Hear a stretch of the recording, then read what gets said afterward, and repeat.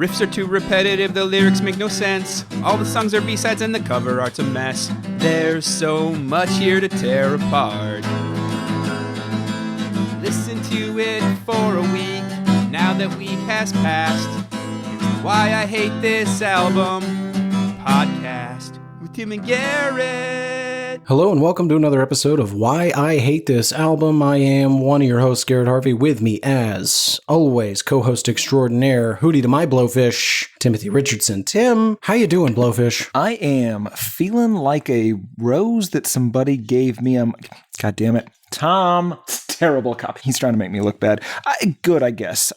None of this is useful. I can't read any of this. It's all just Stone Temple Pilots lyrics. I apologize. It sounds like somebody didn't review their sides before we went live on the feed. Terrible copy. Yeah, mine's great. I don't have anything about your smelling like a rose. He's trying to make me look like a jackass. I hate him. I hate Tom Brady. Yeah, listen. And he clearly hates me. I'm in a real rock and hard place situation here, Tim, because I think one of two things is happening. Either Tom is setting you up to make you look stupid, in which case, very funny to me. Also, mission accomplished. Look like a real jackass. Yeah, what did we get? 13 seconds into the episode before you brought us to a screeching halt? Anyway, or equally as possible, some would even say more likely, you are framing Tom framing you in an effort to get him removed, ideally before the start of the 22 NFL professional season. We'll see. Interesting. Well, hopefully you're not going to be relying on the script too hard this week, Tim, because we got a lot of episode to go. What album have we both been listening to for an entire week straight? We have been listening to Hootie and the Blowfish's Cracked Rear View, released on my 9th birthday. It's a nice little birthday present for Tim. Hilarious. Also fascinating to learn your birthday.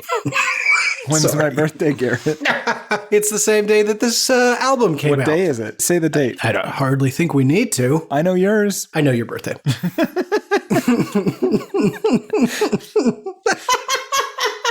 Okay, let me ask you this. What album came out on my 9th birthday?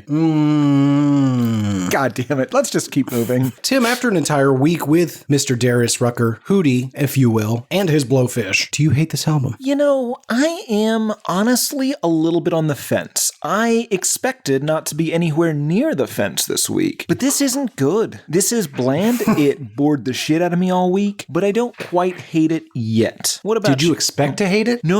I expected to be completely okay with this. Oh, wow. Okay. Yeah. I expected it to be non-offensive, but also upbeat and at least mildly entertaining. What about you, friend? Did you hate this? No, but I expected to hate this and found myself mostly just not caring. Interesting. Yeah, I do think we mostly arrived at the same conclusion. This just isn't very entertaining. I can get on board with that. Yeah, I don't know how it's taken us 250 plus episodes to... God, is it that? It can't be that Probably many. 400. I don't know. We'll see. Ooh, interesting. Tough to say. If only there were a way to know. Anyway, after this many episodes, Tim, it is somewhat surprising to me it's taken us that long to arrive at the word entertaining. Let's take good, bad, or indifferent off the table. It's just not very fun. No. This is the kind of thing that I couldn't listen to while driving for fear that I would fall asleep and die. Yes. Now, that is not to say, and we're going to get into it, of course, there are better songs than others. Oh, yes. You can tell which ones the singles are for sure, but they're still not good. Even those songs are kind of just boring. Yeah. Before we get into it, Tim, it is practice, nay, the rules here on the show to ask the question, prior to this week, what is your history with Hootie? Had you heard Cracked View? Man, this album title, every time. Cracked Rear View? Well, it's Garrett, bad. Of course I've heard this. This was everywhere for several years in the 1990s. It even made it to Saudi Arabia. I don't know why they chose this as one of the things to represent America. Probably because it was not offensive. That's true. You know, I purchased Silverchair's Frog Stomp as probably the 5th CD I ever bought in Saudi Arabia. I think the first song is called Israel's Son, and in Saudi Arabia, that is 'S son. Just blanked Israel right out of there. Anyway, the point is... Hold on, I was really hoping, and obviously this isn't the case, I was really hoping, 1994, you're just old enough that you're traveling back and forth to the States a couple times a year. I thought that you might have been a transmission vector. You could have brought Hootie to the Middle East. No, I am a transmission vector for Slipknot, but not Hootie. Anyway, yeah, so I've heard this. I didn't own it, but I've heard most of it repeatedly. And again, I remember it being like a lot more like upbeat and... That's because you just remember the hits. Yeah, but even then, I would argue, meh. Yeah, that's true. I assume that this was something you got from the Columbia House record club. No, luckily my taste was mature enough, or as you like to say, mature enough by that age. I guess I was, if you were, 9, I was 11. Of course, there it is. Got it in. Boom, right up top, 9/11. Done. Reference made. You know what? I will allow you to lie about your age just for that little bit. Well done. Nope. I hate you so much. Anyway, I even mocked Hootie then because it was on the radio constantly. Well, yeah, and there's also, this became a punching bag really early, but yeah, even though it was a punching bag, people were still buying the shit out of this. Yeah, they were punching with fists clenched with dollar bills. I also, by 94, I was deep in my Metallica phase. Okay, that's fair. Yeah. Anyway, all right, that's your history, that's my history. That is to say, we both have heard all the hits just as many times, if not as many times as anybody listening here, but both of us were equally as surprised by the other songs, and we'll get into those for sure. But before we do, Tim, we cannot fully appreciate, assess, and determine do we hate this album without understanding the people who made it. So please take us on a journey and be thorough. Help us understand, who is Hootie? How did he and the Blowfish come to be? And most importantly, how did they make this cracked rear view? Well, Garrett, I'm going to do kind of a Fight Club thing here. I'm going to give you a single scene, the scene where they meet. Then I'm going to jump back a little bit, talk about their childhood, work our way back up for context to that scene, describe it in a lot more detail, and then go on with the story. All right, couple things before you dive in. One, really appreciate you adding an artistic touch to the history. It's been, as we've said, an indeterminate number of episodes. Let's say 600. It's gauche. 524. Let's assume this is episode 524. I'm a little upset you're just now bringing this level of attention and care, but that's okay. Two, of all the things that I thought I'm going to Fight Club this a little bit could mean, I am pleased as punch to learn what it does mean, and more importantly, what it doesn't. So please proceed. Thrilled to death we have not started a cult. You have not a very violent imaginary friend, and I don't have to fight you today. So please do your thing. Well, Garrett, I think you're going to take that back in just a second. The two main fellas, Darius Carlos Rucker, aka Hootie, and Mark Bryan, aka The Blowfish, met in a 1980s dorm shower at the University of South Carolina when the Blowfish was overcome by the beautiful sound of Hootie singing while nude and just had to approach him, I assume, from behind. You don't want to appear too aggressive by approaching the front of a nude South Carolinian man and making too much eye contact initially. You want to slow play it. Anyway, well, hold on. Depends on what your goals are. So far, everything you've said is the opposite of how I would approach. First of all eye contact, locked eyes. Eyes aren't, where else are you going to look? Everywhere, Garrett. Okay. Everywhere. Okay. Step two, not from behind. What do you mean from behind? You do not want to sneak up on someone from behind in the shower. Depends how good Across that the singing board. is. Anyway, the year is 1966. Hootie is born to a Charleston, South Carolina nurse working at Musk. His dad was in a gospel band called the Traveling Echoes, did not live with the family, but he did get to see his father every Sunday just before church. What is Musk? Medical University of South Carolina. Now, this is the exact opposite of Garrett's home life, an unfortunately ever-present father who would oddly go missing when it came time for church. That is fairly accurate. But the Hoot grew up really poor. At one point, he was living in a house with just his grandmama, mom, 2 aunts, and 13 siblings/cousins. I believe that was a 3-bedroom house that they were living in. That's too many people. Absolutely. Mark William Bryan, aka the Blowfish, was from Maryland and had no interesting history until he went to USC and stumbled into the second greatest discovery a man can make in a dorm shower. Do I want to know what the first is? The best discovery, Garrett, is the discovery of oneself. I can't disagree. Unfortunate. I will say it would be terribly unfortunate if it's college before that discovery is made. Fair enough. Now, fast forward to 1986, Garrett, picture this. Steam is rising all around. There are nude 18 to 22-year-old men walking in and out, not a care in the world, not even using towels to hide their various bits. Because, Garrett, it was 1986, and they were free to just be and do whatever they wanted. It was South Carolina, for God's sakes. A veritable dorm shower paradise. But Hold on. I'm so confused for two reasons. One, you and I know for a fact, you and I have both been a party to communal showers. This is not how anyone behaves in them. Two, you already told us about the introduction in the shower. Why are you telling us again? And why does it not sound real? I'm giving you more detail, Garrett. This is the you Fight were right. Club I of it do all. regret the thing that you said you were going to do, and I applauded. Garrett, according to legend, once the Blowfish had made his presence known to the singing Hoot, Hoot turned to face him. The two men, of course, stood nude facing one another, sizing each other up. You know, they're alpha males here. And Hootie sang a few bars, then the Blowfish sang a few bars, and with each turn, they would take a step closer to one another until their chests were almost touching. And then, Garrett, they spontaneously said, "Did we just form a band?" And they had, Garrett. They had formed a fucking band. And if I remember my Why I Hate This Album pod history correctly, this was also the way Axl Rose met Slash, and I believe the way that LMFAO came to be. It's similar. I think the LMFAO one was in a pool because they were related. Ah, yes. Uncle and nephew. Not sure Correct. what to call themselves. They came up with the mediocre at best name Wolf Brothers and basically just started playing REM covers. Sounds terrible. They added Dean Felber, a bassist who had not witnessed a nude Hootie sing, but took the Blowfish's graphic word for it, and Brantley Smith, a drummer who had seen a nude Hootie sing, frequently actually, but he kept it to himself and just sort of observed from the steamy shadows, as Allegedly. one does. Allegedly. They called themselves Hootie and the Blowfish, originally named for the nicknames of two of their college friends, but then they kind of just Tom Ripley'd themselves into having those nicknames, took over those monikers, and this led Brantley to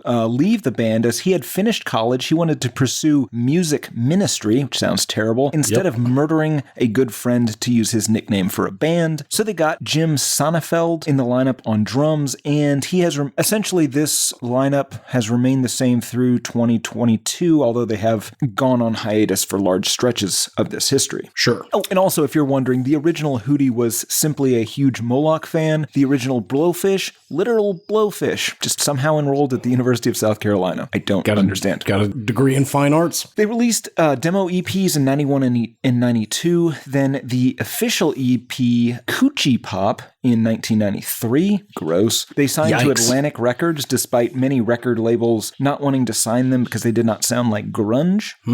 Yeah, that is, we'll get into that. Yes. In 1993, a fully clothed Hootie met or picked up, I don't really know what the phrase is, an 18-year-old Tiger Woods in a bar and went on to perform his brand of mellowish acoustic rock at both the T-Man's wedding and his father's funeral. Perhaps due to this friendship, but also maybe for other reasons, Hootie was honored with the naming of a women's college golf tournament called the Darius Rucker Intercollegiate. It's pretty cool. Wait, hold on. Was he given the choice to name it and he just named it after himself, or did they name it after him in his honor? Well, he's still alive, so it can't be the second thing. What do you mean? I assume if you're going to name a women's golf tournament after Darius Rucker, you're going to wait until he's dead. No way. You got the Michael Douglas Celebrity Classic every year. Fair enough. I assume he picked a name. They said, we'll give you naming rights, and he said, call it Darius Rucker. In 1994, they released a little record called Cracked Rear View, and it did okay. We will get into how okay it did after the song by song. They released a Led Zeppelin cover for a tribute album in 95, and another cover for the television program Friends. They won a Grammy at the 96 Grammy Awards for Best New Artist and also for Best Pop Performance by a Duo or Group with Vocal. The Hoot ended up attributing a lot of the success to David Letterman, who allegedly heard them on the radio, pulled his car over, called his booker, and demanded they be booked the same week. That may be an apocryphal story, though. I mean, he definitely loves them. He had them come on his final week. Yeah, but I don't know if he's pulling over in traffic. He lives in New York, for God's sakes. Who's driving in New York? Yeah, I can't imagine he drove. I assumed a car took him into the city every week or day. On April 22nd, 1996, they did MTV's Unplugged and then released their sophomore album, Fairweather Johnson, the next day. That album is certified quadruple platinum despite no one having ever heard it. No one's heard it. That's made up. In 1998, they did some music for a concept album for the musical The Civil War and released an album called Musical Chairs the same year. They also did a cover for Garrett's 11th favorite Jim Carrey movie, Me, Myself, and Irene in 2000, and then released a Waffle House-themed B-sides album called Scattered, Smothered, and Covered. Now, Garrett, this is probably as good a time as any to mention this week's Snobble-branded Uber sponsor, Waffle House. Good food fast. It is open every single minute of every single day. Are you incredibly high at 3:30 on a Tuesday morning? Why not drive to your local Waffle House? Did you just eat an entire Thanksgiving dinner? Why not also have Waffle House? Is it Valentine's Day? Waffle House has locations with candlelit dinners. Reservations are required. That can't be true. That is true. Oh my God. Are you blackout drunk and everything tastes like cardboard? Why not have some of that cardboard in the shape of waffles? Yeah. Is the food great? No. But it's also not bad. So go to your local Waffle House today. If you end up regretting it, it's just a small decision that probably won't affect the rest of your life all that much. So just give it a go. Yeah. Congratulations. If you don't like it, you paid $6 for diarrhea. Right. I've paid more for diarrhea.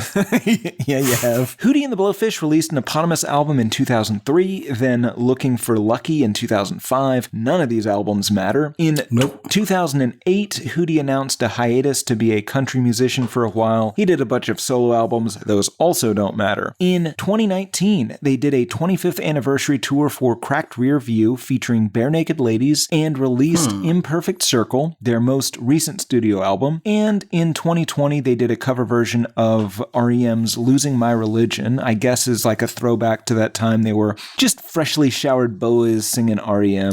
Freshly showered. LaFace. There it is. Shia LaBeouf. That's a great way to end it. Shia LaBeouf, but never without a LaFace. Great history, Tim. Love that you just glossed over the multi-platinum album career of Darius Rucker. Who gives a shit? Well, it's not like we won't do a Darius Rucker album, so there's no reason to waste any time today getting into that detail. I'll talk about him showering more later then. God damn it. I can't help but imagine a great deal of that was editorializing on your part, dare I say, fan fiction. I technically have to say allegedly, but all of it was accurate, allegedly. I didn't make any of that up, allegedly. Okay. I don't. All right. That brings us to general thoughts, Tim. Boy, I have some thoughts. Let me say some bands at you. Dave Matthews Band. Oh, yeah. Bruce Springsteen. Yeah, Springsteen with less edge and nothing to really say. Sure. Touch of the Black Crowes. The worst part of the Black Crowes. Ooh, you read my notes. That's what my notes literally say. Yeah. It's the worst of the Black Crowes. And of course, I will let you say the last band on the list. Tim and I don't pregame it, but Tim, I guarantee you know it. I mean, there's a lot. I still have several others. Oh, okay. Well, there's please Matchbox, list some more. Matchbox 20. Yes, sounds musically very similar. Yeah. To me, it also kind of feels like they listened and really loved Neil Young's Harvest, but took just all the wrong lessons from it. Oh, wow. That's a nuanced opinion. I don't disagree, having listened to that a lot. There's a little bit of jam rock in here. Yep. Parts of it sound like a worse Wallflowers, maybe, which is, it's kind of ironic given the Dylan connections on this album. They very well could be friends. Maybe. Jacob Dylan. Maybe. And I guess the Wallflowers, their Bringing Down the Horse came out 2 years after this, but they had at least one album, I think in 92. But yeah, so it's country rock at times, it's soft rock, it's alterna rock, there's some pop in there, adult contemporary, there's some saxophoneless Kenny G type stuff. It's You didn't list the most obvious vocal similarity. Pearl Jam. Yeah, well, so not always. We're listing all the similarities. Here's the thing. I think it's always, but it's he does because it's not exactly Pearl Jam. It is 90s guy voice, right? Yeah. Because this would later become Scott Stapp voice after Scott Stapp did it to such a embarrassing degree that it became like a comical level. Yes. Yeah. I would say that this is grunge voice being sung by a person who has a great voice. Yes, I would agree with that. I think it's voice because it's cleaner. Sure, It's- and it also might be a melodic. concession to grunge because of how the music is decidedly not grunge, but they might have been trying to be a little popular with this voice because it's definitely not his voice. No. Well, I can't say that having never heard any other music by them. No one else ever has. People Well, buy presumably they've at least heard the country solo stuff. No. People buy it, but no one listens to it. Straight in the trash. Yep. The producer for this, Don Gelman, maybe, was chosen specifically because he had worked in the past with REM and one of Garrett's favorites, John Cougar Mellencamp, the Coug. The Hoot wanted to sound like the Coug. The moment he dropped the Cougar, I was out. Yeah, that's fair. But on the whole, it's fine. It's super safe. It also feels really close to like Christian rock or like Christian alternative to 90s music, but they do like a creed and they stop just short of mentioning their love for Jesus constantly. But like it's in there. There's a lot Creed of people. definitely. There's a lot of Jesus in here. Yeah, there's a lot of people mentioned in this album that go to heaven, like within the confines of this album. Wait, I'm sorry, what? There's a lot of like people that are taken by angels, I think. Is that a thing? I know what you're talking about, but I did not make that connection. I don't know. Honestly, Tim, are you saying are people abducted by angels? Sounds right. It does sound right. Well, here's the thing. We always see angels portrayed as a range, right? Either the small cherubic characters, that's usually more of a Cupid, or, at least in the Christian faith, you see angels typically depicted as these robed, haloed, and winged creatures that are signs of hope and faith. I don't know what Christianity you're talking about. Mine are sword-bearing Avengers. Okay, so that's what I was going to say. I think that, we're getting the storybook version. I think if you saw a true angel as it's depicted in your Bible there. Abs for days, first of all. Oh, sure. Ripped as shit. Never seen a carb. But I think they're monstrous. I think they have giant fang-like teeth. I think those wings where they connect to the body is gruesome, like bird skin. Oh, that's true. They don't have the teeth, though. You're thinking of demons. Angels notably have very, I don't want to say Aryan, very sharp jaw lines, very good teeth. I'm having a hard time recovering from you not saying Aryan. Because it feels like you said it. We may have to throw some bleeps on there just for modesty. Yeah. No, they're terrifying. I don't know what we're talking about, though. No, it's tough to say. Angels, we'll get there. Right. Are angels abducting people? The short answer, yes.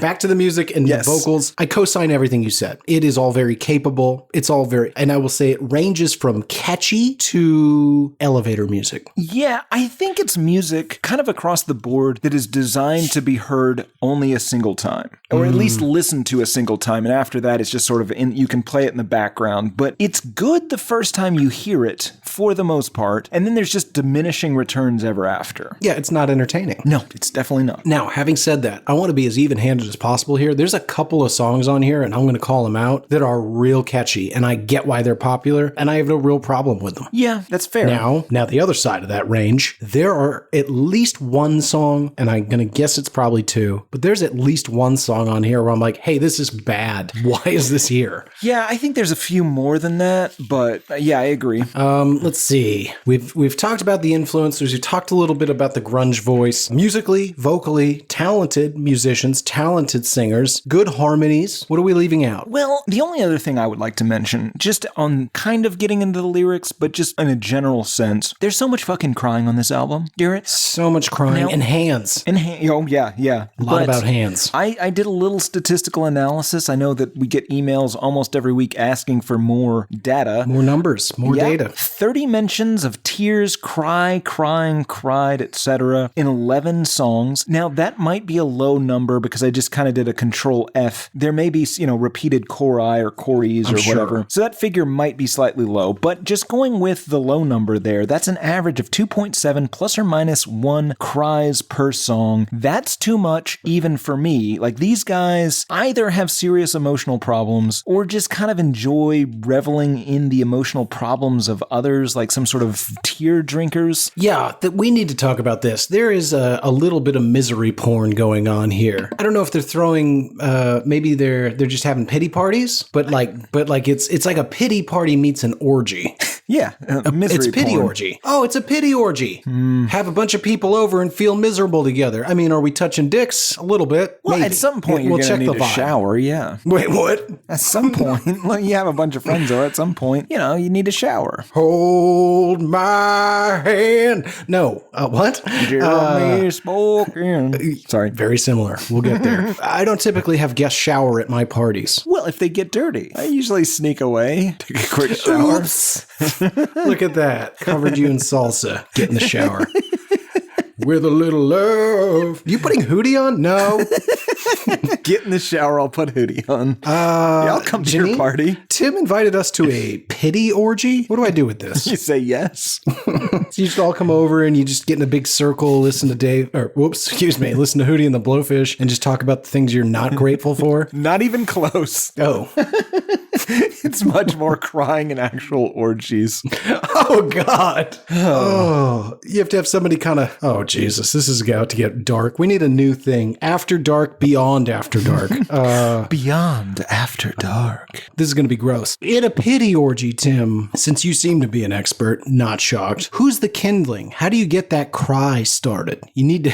You need to get the cry rolling through the crowd like a good wave before the orgy, or do you start the orgy and then introduce the tears? Here's the thing. You just invite people that are already crying.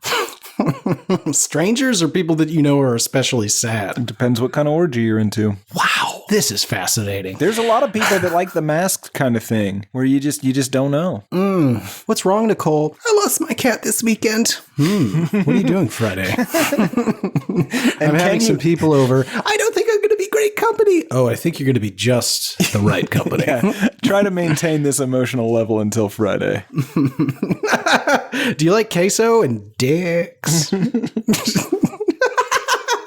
This has gotten weird. All right. What else in general thoughts, Tim, before we dive on in? Nothing for me. Beautiful. Let's do it. Load it up, Gino. Track number 1, Hannah Jane.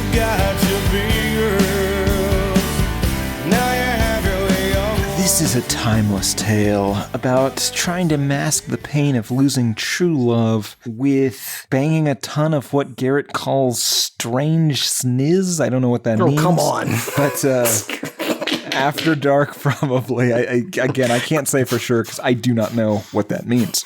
Not down with that hip lingo. I'm shocked that you were able to put together that much of a story here. I'll be curious to see where we diverge. Now, I'm going to give him a compliment up top. Before the song really gets going, I was like, well, this almost sounds a little bit like a Spoon song. Like, it, just generic rock music. And then, of course, it gets far more Hootie here in just a moment. But sure. Well, I have a bunch of other, like, much darker theories. I actually read quite a bit into this song, but we'll get there. Kick us off. You got your big girls, now you have your young one too. Wondering if someday I could have them the way I once had you. I remember your crazy remarks. We'd get drunk and go out after dark, searching for someone we could take home. All right, you got to stop. What? Okay, so here's my actual theory. I have two. First one, it's about a guy who is broken up with a girlfriend, and that girlfriend had the peculiar little personality trait that she would let him go out and bring other women home for a threesome, right? We'd get drunk and go out after dark, searching for someone we could take home. Theory number one. Okay. And as we get into the song a little bit later, it feels like maybe they broke up and he's sad about that. Theory number two, perhaps he was in some sort of Carla Homolka, Paul Bernardo serial killer couple situation where they would get drunk, hang out in the park looking for somebody to dismember together. And unfortunately, again, the way I once had you, it implies that they broke up. So let's say he didn't like to do the dishes regularly. He would say they just needed to soak for a few days days, and she broke up with him after that, and he didn't care because, listen, if she's gonna bitch about the dishes, I don't need her. What he did not consider was, now he needs to find another girlfriend that will indulge in, like, grisly murders with him, and will also stop hassling him about the dishes. And those are not a dime a dozen, turns out. Absolutely. Yeah, that's a good point. Younger listeners, if you have some sort of weird kink, or if you find somebody that accepts you despite your penchant for, like, committing park homicides, whatever your thing is, before you break up with that person over something stupid, think long and hard. How hard is it going to be to try to bring up your weird thing, your love of the human armpit, your love of murdering somebody in the park with a rake every single full moon, with a new girlfriend? Is it worth it to break up with Hannah Jane? Interesting. Some sort of armpit freak. Whatever. Pit fans, write in. hatePodMail@gmail.com. Are you into the pits? You smelling them? You licking them? You sniffing them? You fucking them? I don't know anything about this. Let me know. Right in. Now, Tim, let me give you about to know a lot about this. Probably. It is getting a little dangerous as the show becomes more popular and I just ask these questions. The volume of answers that come in now is daunting at times. And we have a lot of female listeners, turns out. Often gross.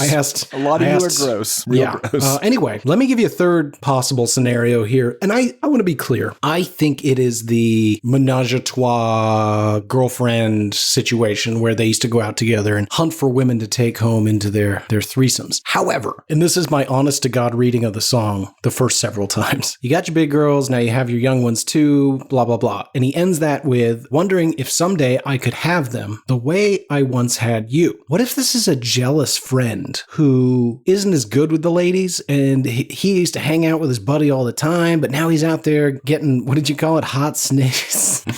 Strange sniz, yeah. Excuse me, yeah. Out there on the prowl getting strange sniz, spending all this time with these ladies, and they don't hang out like they used to. Then he goes on, I remember your crazy remarks. We'd get drunk and go out after dark for searching for someone we could take home. So they used to go out together, either searching for a third party for a devil's three-way, or potentially just looking for women together to each take home. And they'd get drunk and make crazy remarks like, man, it's a shame one of us isn't a lady. We'd just get married right now. It'd be great. Ooh, a friendship marriage or maybe more. Yeah, I think this guy's angling for a friendship marriage, maybe saying wacky stuff like, you know what, bro? If we're not married by 40, fuck it. We'll just be roommates for life. I like that. Garrett, if we're not married by 40, let's just marry each other. Okay, I'll agree to that. No, I'm back out. I'll do that. Yeah. I was going to say, what the fuck are you talking about? Yeah, well, the other thing is it's far weirder. And this, so for this, we're going to assume this is the meaning of current day Hootie. He's a 56-year-old man. That's very important, okay? This is not the 28-year-old that wrote this album. This is a 56-year-old current Hootie. You got your big girls, now you have your young one too. Wondering if someday I could have them the way I once had you, blah, blah, blah. He used to date somebody. They would go do weird shit in the park. They broke up. Now she has kids. He wants to get back together with her, the big girls, the young one too. Yes. Okay. So he's like, maybe she had a nasty divorce. Maybe she continued. She murdered her husband. Theory? Is this a fourth theory? This is a new theory. Yes. Okay. Oh my God. So this is his previous love. Maybe he found her on the internet, Facebook, whatever, and he kind of wants to maybe slide back in there, right? He finds out she's divorced. Wants to be their stepdad. That's thought number one. But then it gets darker because he says, wondering if someday I could have them. So that adds up with the, I want to be their stepdad. But then he changes it, the way I once had you. Here's what I'm thinking. This is the flimsiest theory. Here's what I'm thinking, Garrett. The pictures she put up on Facebook were old pictures. They were pictures of when she was young. He gets there. She's been just ravaged by Father Time. Sure. Her children are all grown up, and he's just like, maybe I'll date these kids. Not kids, these young adults that remind me of the mother. Now, again, this is the 56-year-old version of this, not... Right. Yeah. No, I can't abide that.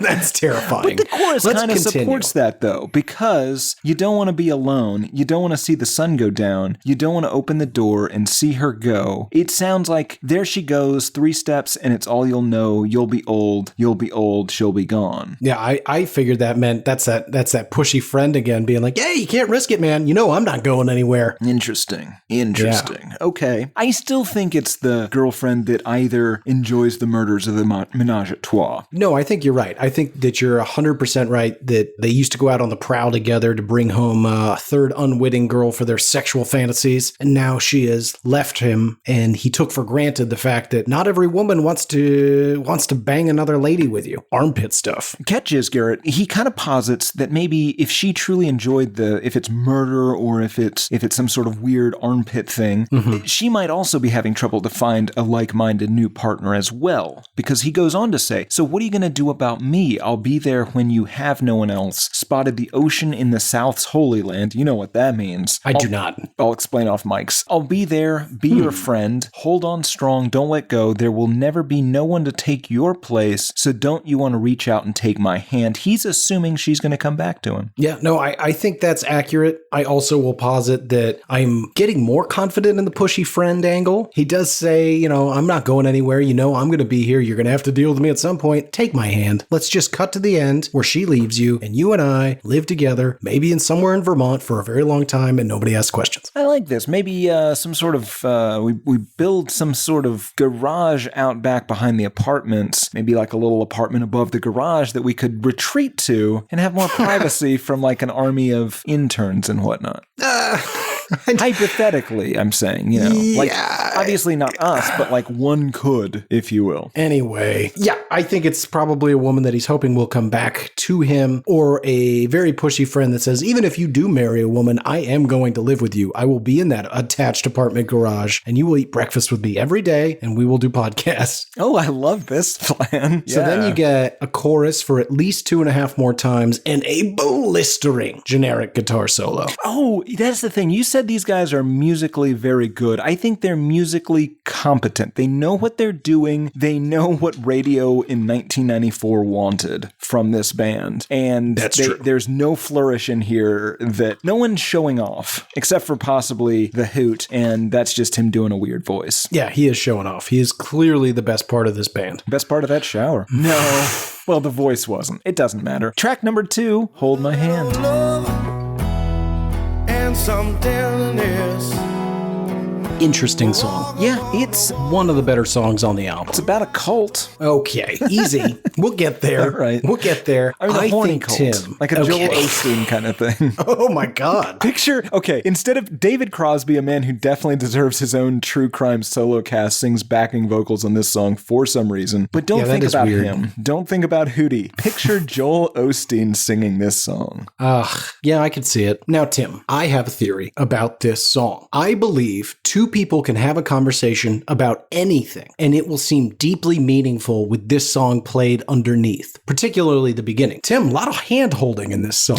Well, I mean, that is the theme here. Before we get into the lyrics here, did any of this remind you of Ike Riley's Put a Little Love in It? Oh, yeah. Okay. Absolutely. I couldn't figure out what it was, but yes, they are a little similar. I think this probably predates it. Oh, sure. Man, it hits you hard right in the gut with the Rucker vocals on this one in particular. Pretty solid. Yeah, he is going for it. But to your point, if I were to do a Pearl Jam impression and then I did a Rucker impression, even the opening to this song, with a little love and some tenderness. I mean, it's borderline Pearl Jam already. Yeah. But I will say, I think Rucker, better voice. Less, Sure, he has a better voice, but like he's not using it. Interesting. I mean, I disagree. Let's get into it. With a little love and some tenderness, we'll walk upon the water, we'll rise above the mess. With a little peace and some harmony, we'll take the world together. We'll take them by the hands, cause I got a hand for you. Oh, cause I want to run with you. Again, Joel Osteen singing this is terrifying. Well, that's the big question. Does he think he is God, or is he empowered by his faith in God? Neither, Garrett. He is empowered by others' belief that he is either empowered by God or is God. It's a subtle difference, but it's important for what he has planned. Well, I think he gets the same thing accomplished either way. Yes, that's fair. Although I guess the subtle difference there is that if he is God, he's probably not going to do the deeply nefarious things I suspect you are going to imply. Well, sure, yes. Because, Garrett, he is deliberately seeking out the down and out, people who are at the end of their rope,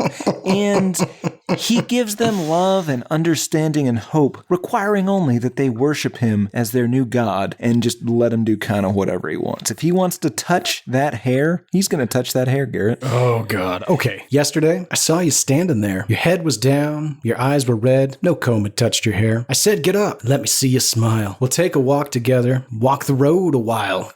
And we'll get into that in just a second. So that my notes here do say, is it still an abduction if they come willingly? Because this doesn't feel good. Yes. Well, because if you tell a child that their mother sent you to take them to the mother. Oh, come on. He didn't do that. Well, no, I'm just saying that child's technically coming willingly. I'm here for Stan. Your mom's been in an accident. You find lots of candy and puppies in my trunk. Get out of here, Darius. Yeah. Good night. No. But he is seeking out crying women, and he's going to take them by the hand and walk down a road to a destination only he knows. Yeah. So he says, hold my hand repeatedly. He says, want you to hold my hand. I'll take you to a place where you can be anything you want to be, because I want to love you the best that I can. Right. So the place where somebody can be anything they want to be. The only real interpretation is some sort of fun land of forever dreams. Oh, God. I was just going to say a lot of lip service to get somebody back to a secondary location. Oh, well, it's either funny way, you said that this is about a cult, because my notes, I had forgotten this. I wrote, not a cult, but a compound, which I suppose is a cult, but with room and board. Sure. Yeah, no, they're going to be signing over a lot of their money and other resources to him. Yeah, more power of attorney. Possibly this guy's going to become their legal guardian, which is what was that? That's the Aerosmith maneuver, I believe it's called. Oh, yeah, some sort of sex daughter. Oof, yeah, I forgot about that term. There it is.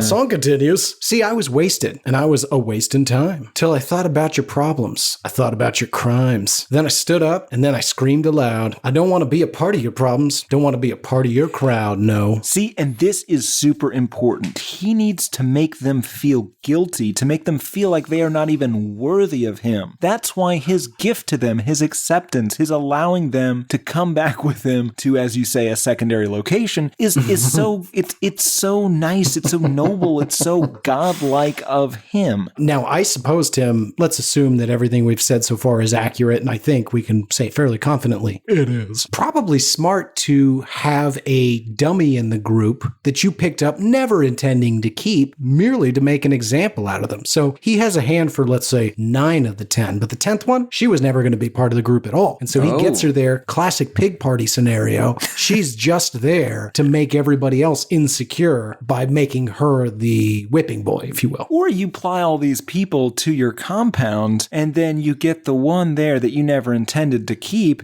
and just kill him in front of everyone. This is what can happen. Sure, that can happen. We want to be real clear. No one on this podcast is saying to do any of this. Do not get a large group of people together, form a family, and feed them LSD 24/7. That's how mistakes happen. But what we're telling you is be wary. Be wary. If your hair's a mess, you're standing alone, and your eyes are bloodshot, and here comes a nice gentleman with a handout, he's probably either going to murder someone in front of you, or you could be the pig. Absolutely. Now, here's the other thing. It's also important if you have such a scenario set up. You always... Well, okay, now you're advocating for doing this. Just want to be clear. I'm just giving advice if you have a little way to get out of it. Always have your David Crosby there singing backup vocals, right?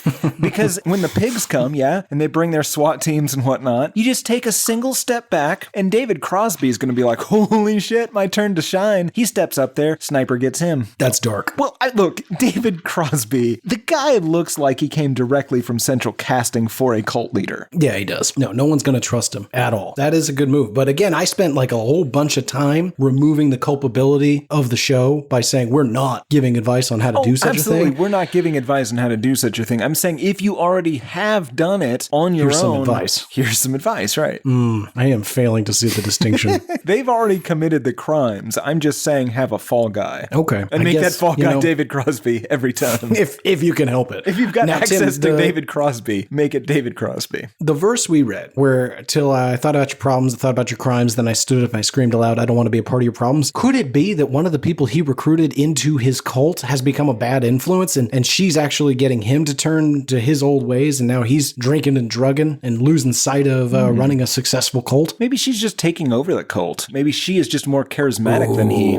You got to watch out for that. Absolutely. Now, I am giving advice about starting a cult because there's nothing illegal about starting a cult. The things that we were talking about earlier are all illegal, but just having a cult, nothing wrong with that. And if you're going to have a cult, make sure you're the most charismatic person in said cult. Otherwise, you're going to find yourself having to murder somebody to make an example out of them. Sure. Damn it. No matter how hard we try, we just keep giving advice on running cults. The chorus changes a bit here. Hold my hand, want you to hold my hand. Hold my hand, I'll make it to a promised land. Hold my hand, maybe we can't change the world, but I want to love you the best that I can. Garrett, if we say nothing else about this song, and we've said plenty, we can say for sure he's going to have sex with these crying, unkempt women. Yeah, that much we can agree on. Then we get the chorus and refrain no less than 3 more times, and we're out. Track number 3, Let Her Cry. Sun comes up tomorrow, let her be. Garrett, this song inexplicably won a Grammy. Okay, is this a Hootie ballad? I mean, what do you mean? Well, it just feels almost like an 80s, early 90s ballad. But it's also got the incredibly creepy Hootie thing in it. It's got the weird Be more pseudo-religious specific. thing. The Hootie thing? Oh, Just his yeah, voice? the him being into crying women sitting alone by lampposts. Oh, that is this. Yeah. God, it's so weird. Yes. This was written after listening to the Black Crowes' She Talks to Angels for the first time. Oh.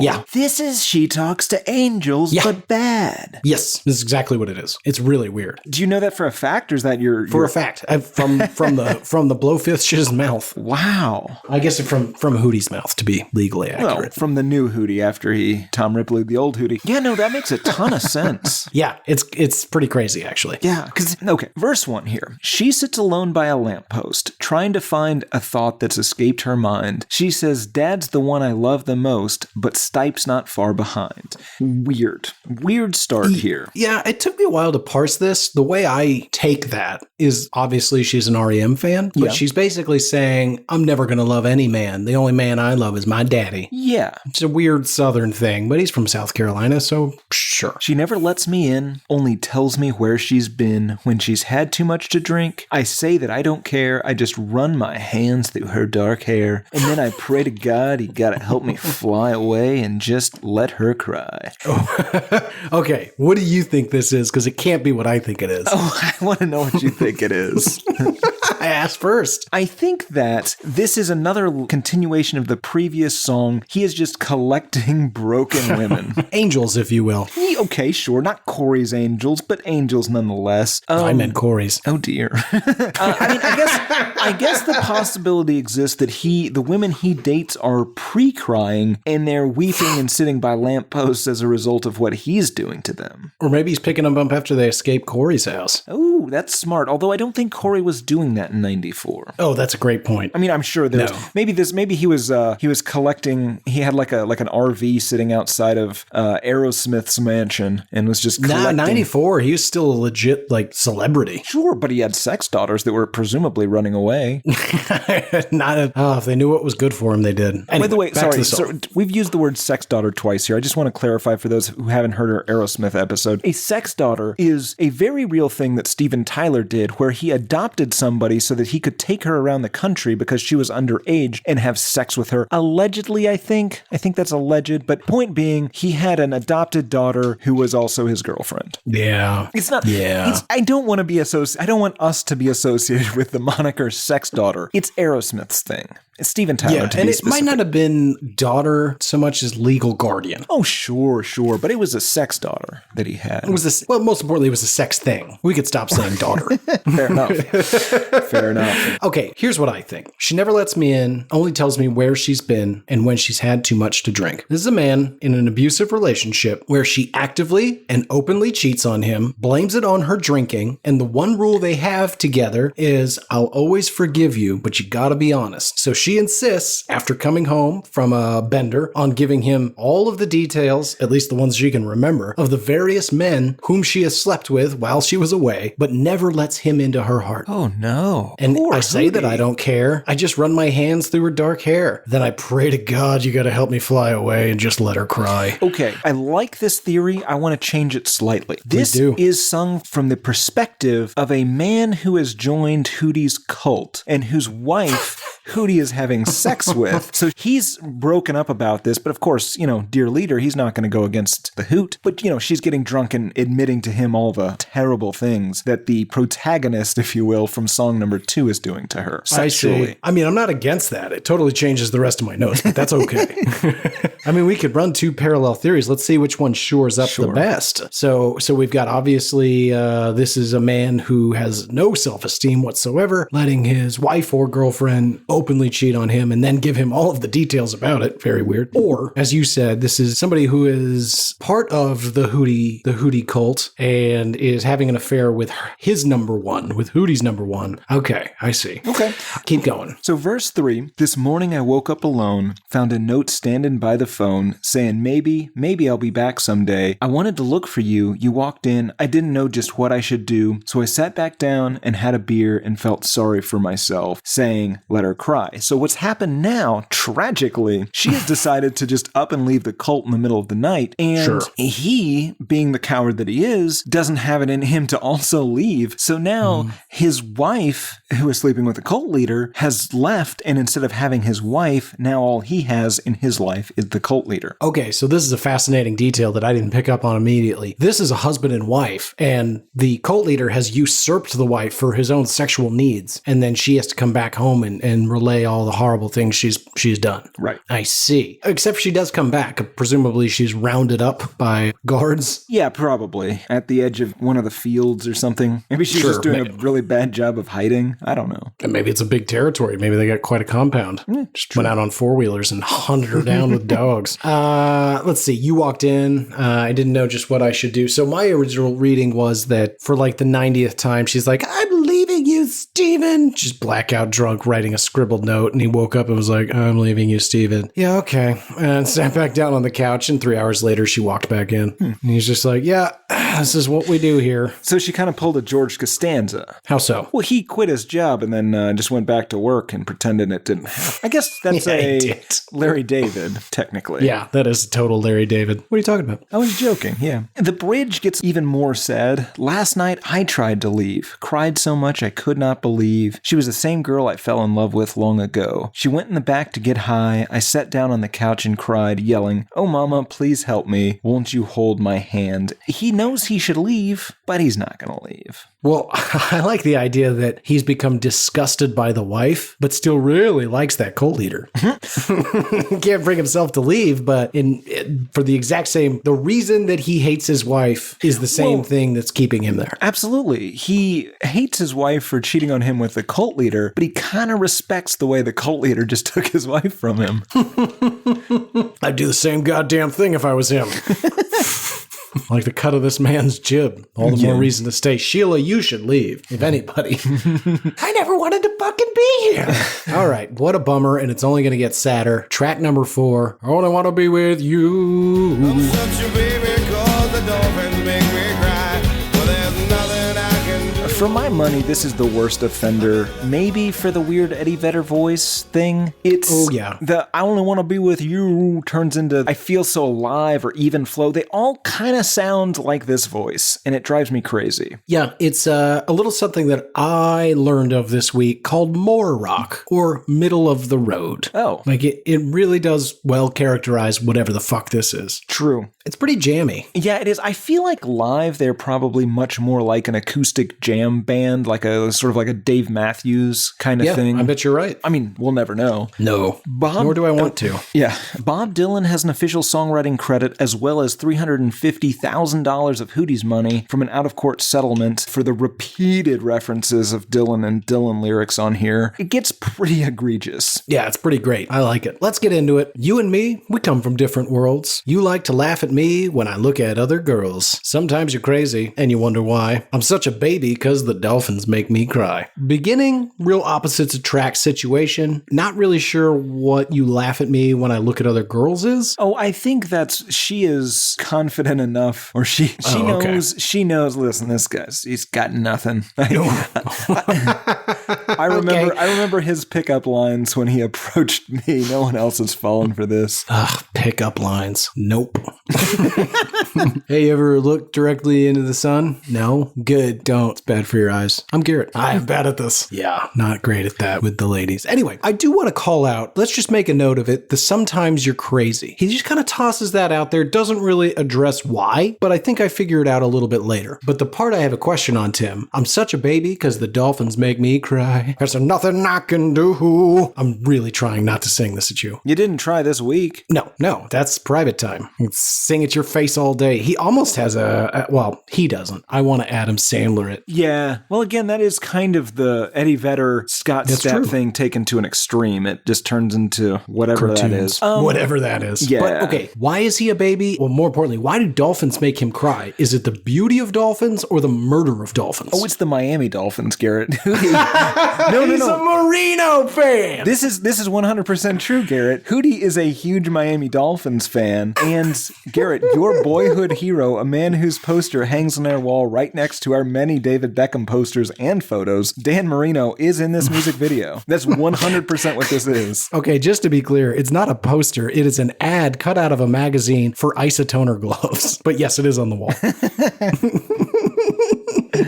And I did put it there. That's amazing. He's a handsome man in a very Midwestern kind of way. Okay. This guy eats cheese curds and should probably be advertising cheese curds.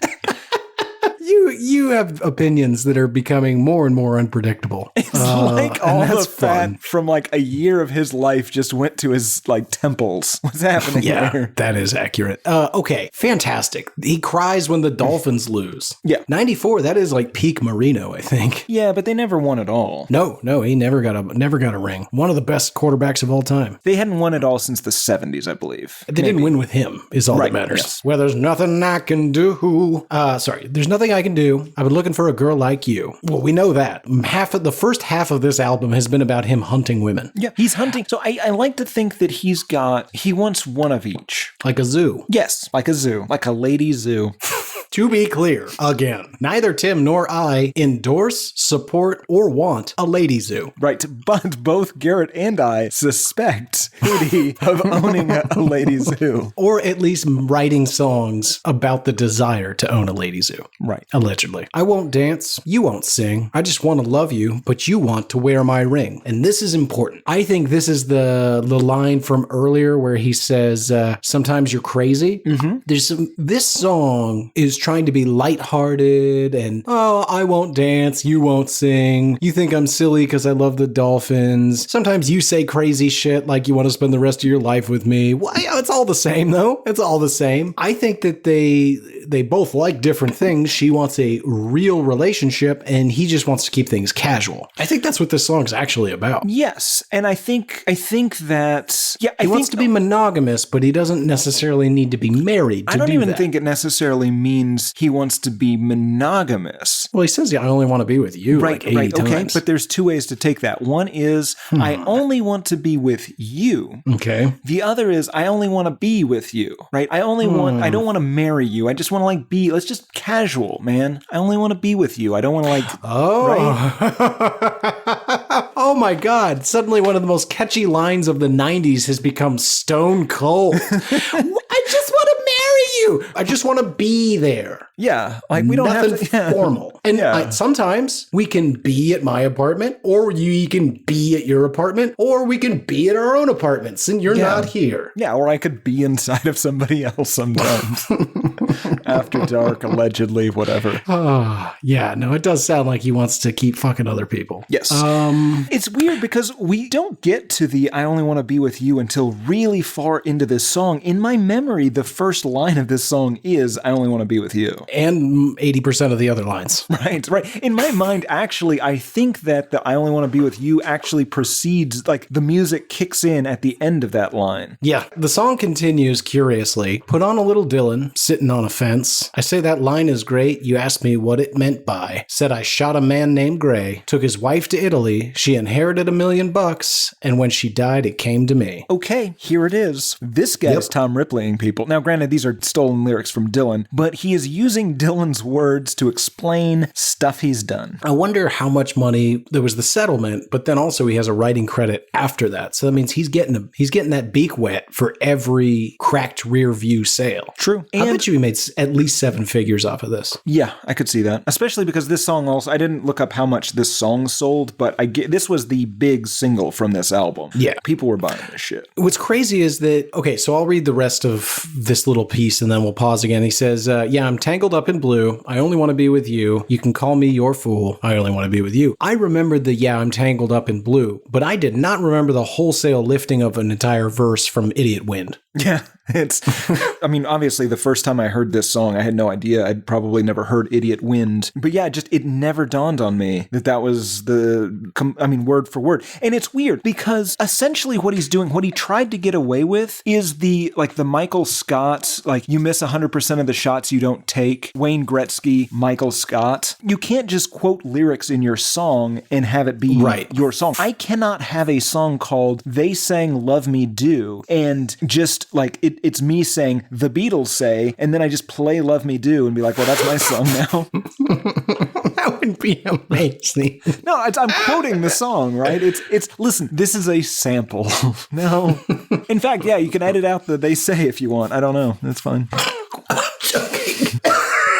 Hold on, I have Mountain Dew in my nose. The Beatles say, love. You can't do that. What's he doing? Man, you made a lot of Mountain Dew go in my nose.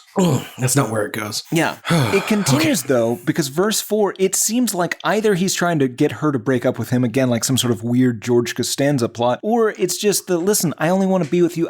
This is becoming too serious. Like, we're hanging out. He says, sometimes I wonder if it will ever end. You get so mad at me when I go out with my friends. Sometimes you're crazy and you wonder why. I'm just a baby. Yeah, the dolphins make me cry. It seems like he might be kind of just deliberately antagonizing her, both in real life and then by, just making a song about it, until either she breaks up with him and then like she's the bad guy and he gets sympathy, or he's just saying, listen, I'm gonna go hang out with my buddies. It really is just an argument with a girlfriend that he's turned into an incredibly profitable song. Oh, and a significant portion of a Dylan song. Fair enough.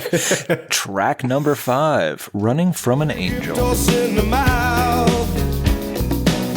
Come on, try and tell me. Angel. That guy say angel? Is there an angel coming? Why is he running from an angel? It's interesting. We'll get into it. But we open with great violin and some hand drums. Could be bongos. Can't say for sure. Yeah, it's weird that there's like an Irish jig happening out of nowhere. Yeah, but then things get a little fuller and we're in easy listening territory. Has a Dave Matthews Band feel to it for sure. Yeah, it gets hootified. Yeah, he hoots it up. Yeah, it's a kind of another song about a terrible relationship that's definitely going to make someone cry. Interesting. Yeah, I really struggled with, is this a relative or is this an ex-lover? Let's get into it. Okay. Don't look a gift horse in the mouth. Come on, try and tell me what you're talking about. Those things you're dealing with, you're living a lie. Every time I see you, it makes me want to cry. I think we're meeting for somebody for coffee that is in the grips of a horrible drug addiction. Absolutely. I said I suspect the horse in question is heroin. Okay, let's keep going. Sometimes we'd laugh and talk. Seems like yesterday. Then you let the white horse come and take you away. They came to get you. It was cold and black. The wheels were in motion. There was no turning back. There's nothing I can do. It really reads like that. Heroin. I only want to be with you. Fits either song. But now, Tim, the white horse, come on. Lady Cocaine, or I guess really good heroin. Yes, really good heroin. All right, song continues. Running from an angel, running to the devil. Devil, yeah. Running from an angel, running to the devil. Running from an angel. I think the addict is the angel who is running to the devil in the White City. What? Yeah, I'm not sure if that tracks.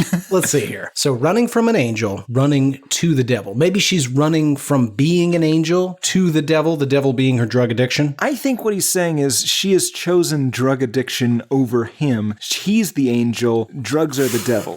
Wow. I mean, this is Hootie. He thinks of himself as some sort of angel man. Or Christ-like figure. Well, yeah. I mean, he kind of is, though, if you think about it.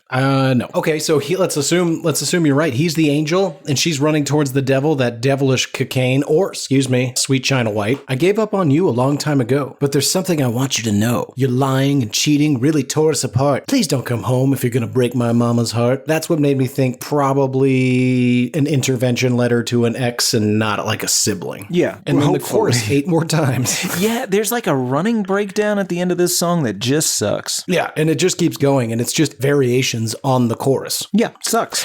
All right, well, don't look a gift Hootie in the mouth and run towards that heroin, right? Sure, I guess. Great. Who gives a shit? Track number 6, I'm Going Home. How could God take you from a little boy? You'll be This song feels really Wallflowers-y. Wallflowers. I only know the one song. Really? Big Wallflowers fan. Big Wallflowers fan. I know. It's weird. Or at least I was in 1997. Like, you know the album name. Yeah, Bringing Down the Horse. It's got all those stars on the front of it. It's got that one headlight song on it. I know that song. It's got the no, My Sharona, I think, is on there. What? We have to do this album. Your weird personal history with this. Do you remember when we hired that band and they covered that song? No, I don't. Oh, yeah. We're the intern party. No. Ages ago, you and I were trying to hire some cool band, or maybe it was Vice. Probably and Vice. Was like, no, we got to hire this Blue November. Edmondson. Oh, Blue Edmondson. Okay. And then they played fucking Wallflowers. I was just like, great. Glad we got the really cool country band, you fucking cunts. Yeah. You must have been thrilled. Me? You love the Wallflowers, apparently. I don't remember this anyway, at all. This song's a huge fucking bummer. Yeah, the rest of the album kind of turns into his mom died. Yeah. I'm wondering if she died halfway through making it and he was just like, oh, the rest of this is just going to be really sad because I'm really sad. Well, I assume that some of these songs came out on those like 1991 and 1992 EPs. Oh, probably, yeah. She died in 92. This came out in 94. And it's also important to keep in mind because he repeatedly refers to himself as like a little boy that lost his mom. He was 26. And it's still sad. Yeah. It's really sad if you lose your mom at any point in time. But he's not a child when this happened. Yeah, and you shouldn't characterize yourself as such. It's like, listen, if you're in your 30s and you lose a grandparent, do not expect the same level of sympathy as you would get if you lost a parent, unless you were raised by your grandparents. Sure. It's just not the same. I'm sorry. Yeah. I mean, again, it's still sad, but like... Grow the fuck up. I'm sorry. If you take a week off work because your fucking Nana died, she's 98. Yeah, Let her go. Yeah, honestly, it's time. Yeah. It's time 2 years ago when she started calling you grandfather clock. Mama, Anyway. please don't go. Won't you stay here for one more day? I've been your boy for so long now. There's so much I still have to say. Sky rips open, and I held my heart in my hand. Like a soldier on his very last day. Cried myself to sleep that night, and I listened as I heard the angels sing. Sha-la-la-la-la-la-la-la-la-la. I don't know, whatever. I'm going home. Great. Lots in there. First, obviously, his mother's dying. He's very sad. He is in the bargaining phase. Now, I will say, what's one more day going to get you, right? What are you going to do with that last day? Well, if you've got a lot of things to say to your mom, like maybe she doesn't know how these guys met. She thinks it was like an innocent, that they were hanging out at a coffee shop, each trading off songs. She doesn't know about that getting super... Darius, before I go, I have to know, how did you meet the Blowfish? Was it in the shower? Could you see each other's linuses? Why won't you die? In all honesty, I think now that you mentioned the She Talks to Angels thing, I think a lot of this is just a ripoff of that song. Yeah, I agree. Second part you read there. Sky rips open and I held my heart in my hand. Okay. Sky rips open. I think death would be far more satisfying and easier to process if the sky literally ripped open and the corpse floated away into space. Or conversely, if you're not dead yet, a screaming living person is then sucked to their death. Yeah, I'd be in for that. Like, I just feel like it would help everybody like wrap their head around it. Like, oh no, he was sky ripped open and sucked to his death into space. What if a sky rips open and like a hand reaches out and just tears your heart out? Well, that changes everything because that means there's a god, and he's very much how it's been described. It might be just some sort of like alien robot thing. That I was going to say, what if it's a giant 3-fingered scaled arm? Oh, I was picturing more like the claw at that bowling alley game thing. The Denny's? Yeah. I do like the scaled arm, though. I think that's delightful. Ugh, that would be terrifying. Yeah, so at that point, then there's no longer a question of the afterlife. But if you're literally just sucked up into space, or, to be specific, the sky is ripped open, you're sucked up into non-existent let's say when it's your time, everyone dies the same way. The sky rips open, a T-Rex just sort of leans down out of the hole, bites the top half of you off, leans back up, sky goes back to, and we're just like, oh yeah, no, that's how death goes. That's. Can he swallow you whole? Because what you're describing is pretty traumatic. Well, you'd want to leave something behind to bury, right? Oh, no, I don't give a shit. Oh. In fact, then we could get rid of all cemeteries. If are soldiers crying a lot? He seems to think that I suspect. Okay. I mean, if I were at war, I guarantee you I would cry. Well, sure, but I have to assume that a lot of people that are signing up for this in this day and age, post 9/11, are assuming that they might end up in harm's way and are not the coward that you or I are. Maybe. I don't know. Yeah, tough to say. Neither of us are soldiers. I was in the Navy for about a week, though. Yeah, I wouldn't bring that up. Didn't work out. No. Yeah, they broke the law for you. Something inside me makes me scream. How could God take you from a little boy? He'll be all right. He is by my side. He's my little boy. He's my pride and joy. Maybe he has like significantly younger brothers? I assumed it was his kid. Oh. Like her grandkid. He's my little boy. He's my pride and joy. Sha-la-la-la-la. Weird, though. Okay, yeah, that's probably what it is, but I don't... Weird song. Yeah, it really is. There's no mention of this boy unless it's his inner boy. Maybe. I don't know. Anyway, he says sha-la-la-la-la a lot. I'm going home. And then we get to another soulful guitar solo before he says, we'll see you laugh because you're my best friend. You are the light of the lamb. And I smile when the angels sing. Who's the lamb? Jesus. Of course. Yeah. Come on. He's the lamb and the lion. Before that, though, it says somewhere on the radio, when the phone rang, it was Jeanette said, boy, we had to let her go. This is a very literal translation of how he found out his mom died. Said, boy, we had to let her go. I begged her, no, not yet. You left 6 of us to fend for ourselves. He's 26. Like, again, he might have younger brothers. There might be younger kids that have to now fend for themselves, but not him, like not us, because he's 26. Right. And also, like, he phrases this, it's very accusing to his mother, like, you left 6 of us. It is a little weird. She died, man.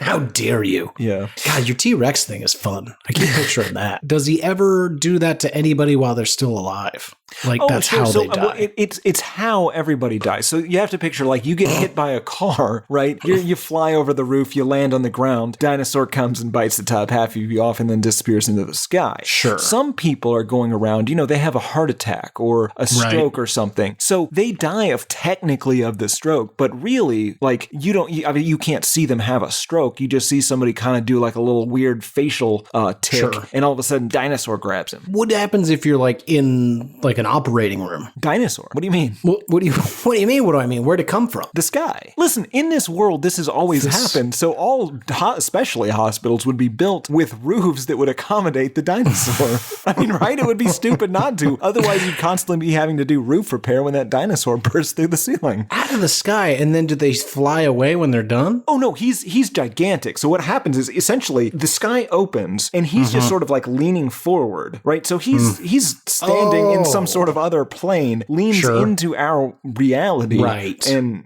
takes people. Right, I see. And then he leans back into his own reality. Right. I like this. I think we've covered this song perfectly. Track number 7. Hold on, I think if you're listening, Hootie, I'm so sorry. We didn't mean to in any way denigrate or diminish the memory of your mother. It is incredibly sad that you lost her, and we're not looking to make fun of that. Right, we're not making fun of that. The song's just incredibly boring, and we had to have something to talk about. It's a bad song. And it landed in a pretty weird spot, so we're sorry about that. Track number 7, Drowning.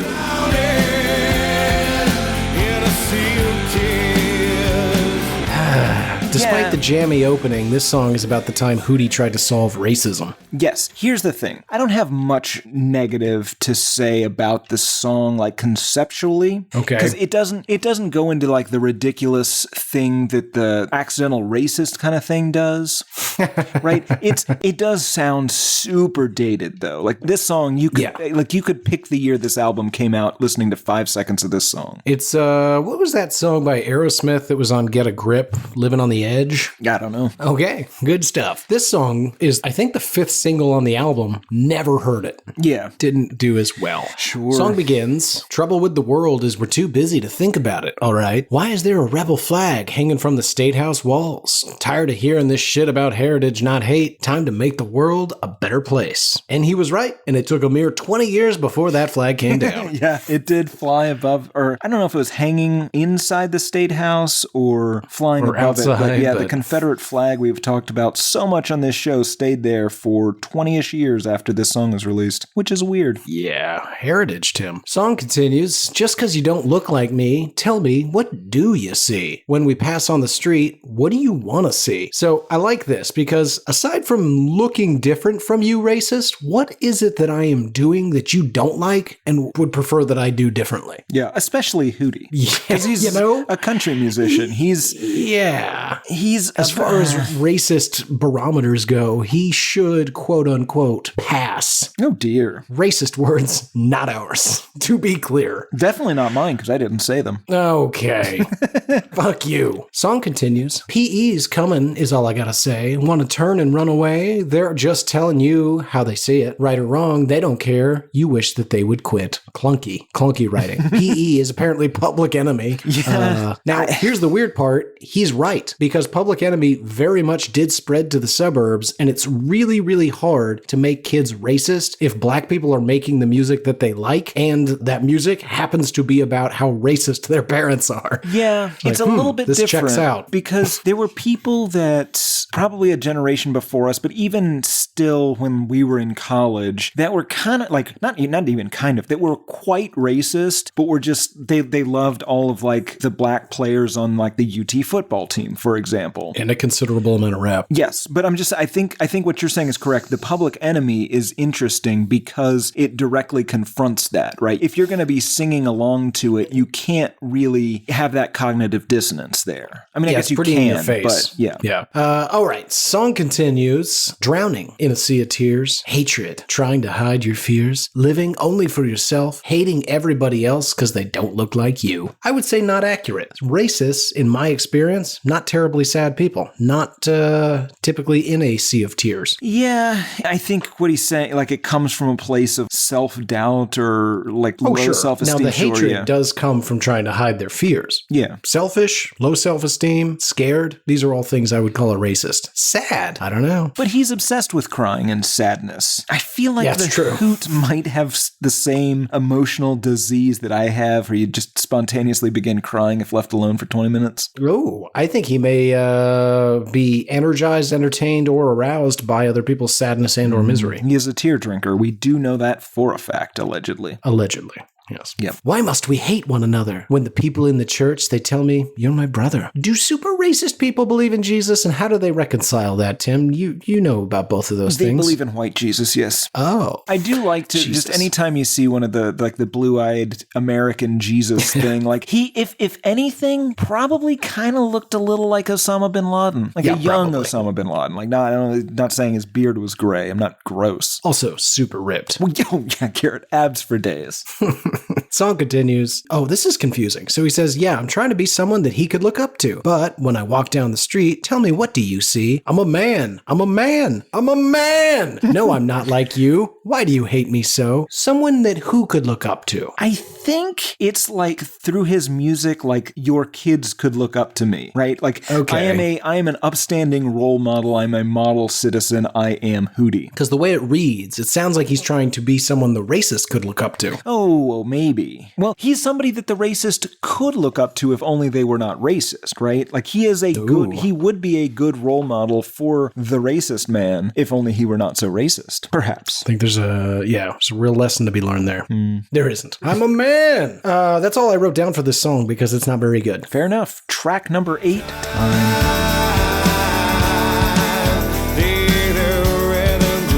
This to me is a very interesting song for one reason. Okay, go ahead. It's super inconsistent. We talk a lot about like concept albums that frequently just abandon the central concept, like an ICP kind of thing, and then kind of randomly come back to it. But this is a song that has that problem. They cannot keep on message for a whole song. Like sometimes it seems like they're singing about time, and then that just gets completely dismissed, but he still uses the word time a bunch, and they're just talking about something else as if that's what time means. It's bizarre. Let me see if I might be able to connect some dots for you, Tim. First, I want to say this might be the best song on the album. Maybe. Might be. It really might be. Let's go be.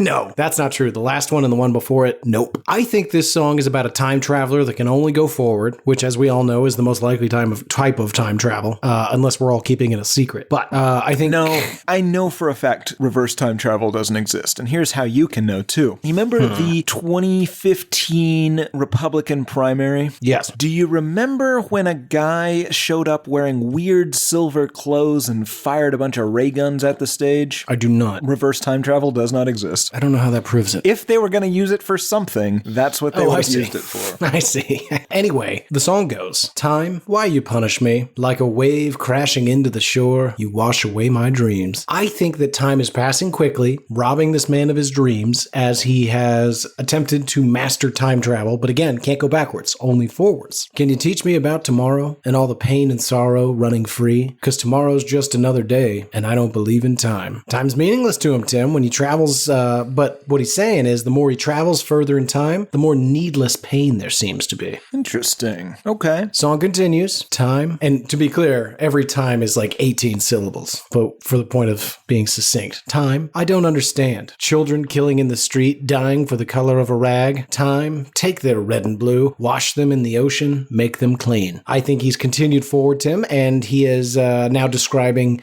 early 90s gang violence as we understand it, killing people for the color of their clothing. He's saying that time will wash away these petty symbols and they'll truly become meaningless eventually because time just, washes away all of that stuff. Interesting. Now, where did we land on the whole Blood v. Crips debate? We were equally supportive of both sides. We equally supported both. Right. Please don't kill us. Yeah. Now, again, I will ask this question. I don't know if you answered it last time. Did we solve gang violence in America, or did we A, stop trying, B, did it become like the 11th biggest problem we have, or C, did we actually solve it? I think... Because you don't hear about it. Partially, I don't think it was ever quite as big a problem as was Dangerous thought. Minds would have you think. Yes. I think that it was always kind of used a little bit as a boogeyman because they kind of moved it around a little bit. That, MS-13, when you wanted it to be like a rallying cry against like illegal immigration. I don't know. I'm going to say we solved it. I feel like it was a real problem in the late 80s, early 90s. Okay, we solved it then. I think we just got bigger problems. Probably. Yeah. I think people just started dying so commonly in places like gas stations, grocery stores, and schools that street violence is kind of quaint. Yeah. Song continues, time is wasting, time is walking. Time, you ain't no friend of mine. Time, I don't know where I'm going. Time, I think I'm out of my mind. And if I die tomorrow, just lay me down to sleep. He doesn't want to live anymore, Tim. He has continued traveling forward and seeing the ever rapidly approaching demise of humanity. Yeah, okay. I buy that. And then it wraps up with, time, you left me standing there like a tree growing all alone. The wind just stripped me bare.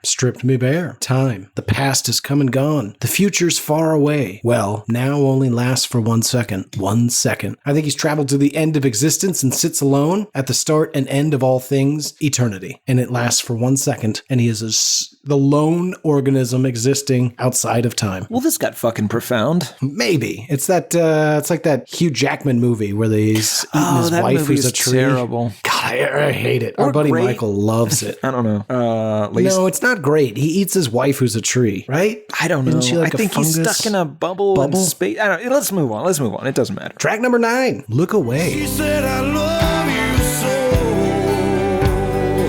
Look away. Again, we should keep in mind that this is a song being sung by a 28-year-old man, because it's weird if you remember that. I'm going to throw down the gauntlet and say, this is my least favorite song on the album, and I think it sounds like crap. Yeah, I'll buy that. Calling you out, Darius. This song sucks. It's 2.5 minutes long, and there's a reason, because it sucks. I saw her standing there, tears upon her cheeks, told me something was wrong. I asked her what it was. She looked away and said, my daddy's home. I knew what it meant. It meant I could never see her again. I had seen this once before. I didn't want to deal with it anymore. Oh, okay, what? Right. 2 questions. 1, who's got a daddy who insists that this person can't, well, who dictates who she can date? And 2, how is this not the first time he's encountered this? So the only thing that makes sense for this is not the first time he's encountered this is if this is about racism. If this is like, her dad won't let her date a black man. But here's... I didn't even think of that. Right, but it still has the problem of whose daddy is preventing their daughter from dating, like... Well, racist. No, I understand, but like...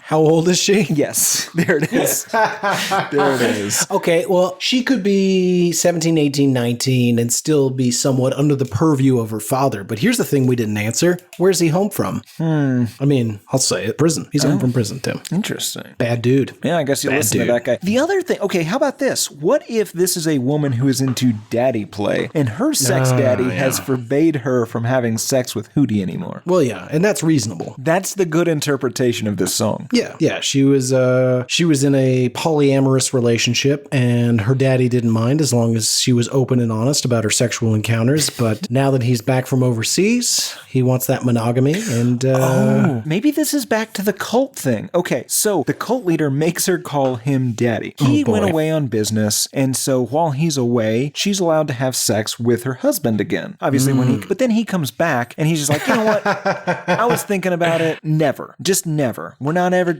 No. You stop it. even if I never touch you again, I do not want you to have sex with your husband. Yes. Wow, that's a cult leader. Song continues. Okay, those of you who found the feed will have appreciated this as well, but Garrett, a look of just true admiration came over his face when he said, wow, now that's a cult leader. Find the feed.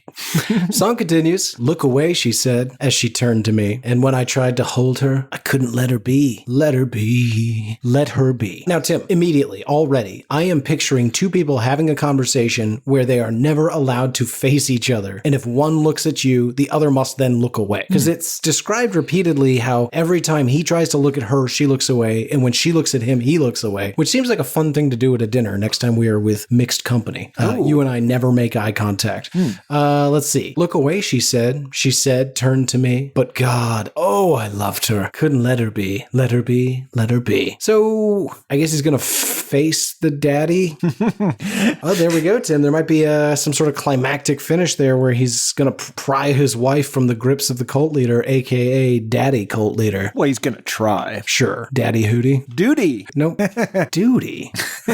You're better than that. Track number 10. Not even the trees. Said I don't know where I'm going, boy. I only know where I'm from. Back to Dead Mom. Yeah, it's a little hard to fully trace what's going on here. There's a lot of red herrings, we'll say. Well, let's swing through it quickly, Tim, because it sucks. He says, alone, as I sit and watch the trees, won't you tell me if I scream? Will they bend down and listen to me? What? That makes me think that either the trees used to talk to this guy, or at least he thought they did. Yes. What else could that mean? I don't know. Oh, fair enough then. Song continues, and it makes me wonder, if I know the words, will you come or will you laugh at me? Or will I run, huh? Best I can do? If you're telling me that the trees aren't going to talk to me, what else might not be true? I like that. I'm a stranger in my home now that everybody's gone, living in a dead relative's home, likely his mother's. It could be a metaphorical home, but I like to think he's living literally in a dead relative's home. Do you know, did his brother die or just his mother? I'm not sure. Okay, song continues. Someone please talk to me, because I feel you cry, and you're sitting with him, and I know I'll never see you again. Lots of questions. Someone please talk to me. We talking about some sort of seance, or is he being haunted in this house? What's the deal? I think he just wants somebody, like literally, he needs to talk to somebody just so he stops thinking about this constantly. It was my interpretation. I see. See, I thought they were more joined, because when he says, and you're sitting with him, he's discussing him being God and you being the dead person. So I thought maybe he was reaching out. He can tell that there's disruption and they've not fully crossed over, and he wants them to reach out. Maybe. I do find it interesting that he says, and I know I'll never see you again. He seems worried he ain't gonna make it to heaven. Well, so few do. You alarm me with statements like that. Lying down in Charleston, under the Carolina sky, you see, I'm tired of feeling this pain. I'm tired of living my own little lie. What did the Blowfish do? What lie is he living? I don't know. Maybe he never told his mom that he was in a band, right? Like she thought he was like at college getting like a degree in business or pre-law. Be a rug salesman. Yeah, whatever. But he was out there fooling about with the musics and yeah. And now he feels like he can never come clean. So for the rest of his life, he will never see his mom again. So he will never be able to stop living the lie. All right. I like that. That's our leading theory. Let me give you a little something else to play with. And it makes me wonder, when I see you in my dreams, does it mean anything? Are you trying to talk to me? I think could either be relative trying to get in touch with him from the other side, or the victim of the Blowfish haunting Hootie. Oh, could be. Because he's living a lie. He's got a secret. He did something. Yeah, but the Blowfish didn't really do anything. He just killed a Blowfish. This guy. I don't know, Tim. Maybe Hootie's the fall guy. Maybe Hootie is the David Crosby. Maybe the Blowfish has been operating in the background this whole time. Maybe he is Daddy Blowfish. Oh, I love that. Yeah, probably. Yeah, fantastic. Because song continues, I see you in my dreams and I wonder if you're looking down at me and smiling right now. Now that makes me think it's a relative and not the victim of a terrible, terrible crime haunting someone. Yeah, often when one dreams of their victims aren't pleased. It's more of an Edgar Allan Poe situation than a Hallmark Channel kind of thing. Right. Song continues. And now my days are short and my nights are long. I lay down with memories of you that keep me going on. Seems like he is missing the lost relative. And then finally wraps up with, and it makes me wonder, as I sit and stare, will I see your face again? Tell me, do you care? So again, wondering, will he make it to heaven? And does this person even care if he does? And Tim, I have to ask you, do you care if I make it to heaven? Absolutely. I am quite invested. Banking on it? Yeah, well, so here's the thing. I don't want you to make it to heaven. Okay, that is tough to hear. Hold on. It's not a weird thing. It's simple. It sounds pretty weird. I need to make it to heaven. I need you not to. Because I know that your heaven would not include me, your hell would, and my heaven would include you. If we are to do this podcast for eternity, I need you to end up in your own personal hell, which is this. Well, that begs the question. If your personal heaven includes me in some way, don't need to be specific, don't care. Why not just create a reasonable facsimile of me to have your heaven? Because here's the problem. I'm creating that, right? No, sure. Why would you be creating that? Well, because it's my heaven. Yeah, but Jesus made your heaven. Okay, right. But my point is, it's never gonna. Jesus allegedly made me. It's never really gonna be you. Oh, that's ridiculous. You won't know the difference. You're dead. You were eaten by a T-Rex. Garrett, I know you so well. I will know the difference. I will know if Jesus is faking a Garrett. Oh, God, Jesus is just going room to room, checking in on everybody's eternal resting place, and comes to yours, and there's just blood on the wall, and I've been hollowed out. He wasn't the real one. What the fuck happened in here? God damn it, dude. I know he didn't die with me. Who is this? Bro. God damn. This has only happened one other time. Oh, I'll get you another one, but please do not paint the walls with his insides this time. This song ends, I'm a stranger in my own home, living life on my own. Right now, I just can't see because I'm feeling weak. And my soul begins to bleed. My soul begins to bleed is what he says. No one's... La face. Did emo start because of this album accidentally? No, that's got to be born out of sad punks. Anyway, that brings about track number 11, unfortunately. Goodbye. Nothing lasts forever. This feels like the exact same song as the last song. Yeah, very similar, very similar. Opens with a lovely piano that could easily be found on Melancholy and the Infinite Sadness, and then things get hooted up with some violin. Let's get through this quickly, my God. He says, tomorrow used to be a day away. I guess we're riffing on Annie. Now love is gone and you're into someone far away. I never thought the day would come when I would see his hand, not mine, holding on to yours. So now I have to ask Tim, have they broken up? Or are they on a break? Or is she cheating on him and he's peeping that cheat? I think this is his dead mom again. Now, come on. No, what? Yeah. Whose hand then? His mom's. Wait, no. I never thought the day would come when I would see his hand, not mine, holding on to yours. Is that Jesus? Yes. Is she dating Jesus? No. I think they just hold hands sometimes. The song continues. More on that in a minute. Because I could not find the time, and now I can't deny nothing lasts forever, but I don't want to leave and see the teardrops in your eyes. I don't want to live to see the day we say goodbye. You think that's his dead mom? Maybe. I think that this guy's been a non-attentive lover and caught her cheating, understands, and wants the opportunity to win her back. That's a very reasonable stance. Okay. You think it's his dead mom dating Jesus. How about this? I think it's possible it's a breakup song. I think it's a dead mom song. I think it's possible that it's a weird combination of the two because this guy is not in control of his emotions. He's crying all the time. He's getting off on other people crying. Ooh, what if the person visiting him in his dreams was his mom, very likely, but she's met somebody in heaven and he is having a hard time that his mom is dating in the afterlife. She's not going to have enough time for him when he gets there. It's going to be all about this new guy. Let's say it's Jimi Hendrix. Yeah. Pretty cool. So she's got, I think he might like that. Although, because Jimmy's going to be like, oh, you're a musician too? Here's what I do. What do you do? And he's going to be like, never mind. So you're saying it might be not so much that he's worried his mom's not going to have time for him, but maybe he's worried that his heavenly stepfather is not going to bond with him when he gets there. Maybe he's worried about disappointing this man. Well, I think it's all of it, Tim. Mom's going to be consumed with Jimi Hendrix. With Jimi Hendrix, yes. Right, as you would be. And then on top of it, he's not even going to get along with Jimmy because, he's Darius Rucker. And, the music and the mom fucking. That's got to be tough. Adult children of divorce, please write in, hatePodMail@gmail.com. Was it hard knowing your parents were getting plowed by new people? Probably, right? Anyway, hatePodMail@gmail.com. Tim wants to hear about it. I'm good. Song continues. Now there comes another part of life I call alone. Sitting at a bar with Chris. Okay, that's a little emo, right? It's a little fucking Peggy Hill. It's something I call alone. No, dude, we all call it alone. It's called being alone. That's the word. Sitting at a bar with Chris. Okay, well, that's actually technically not alone.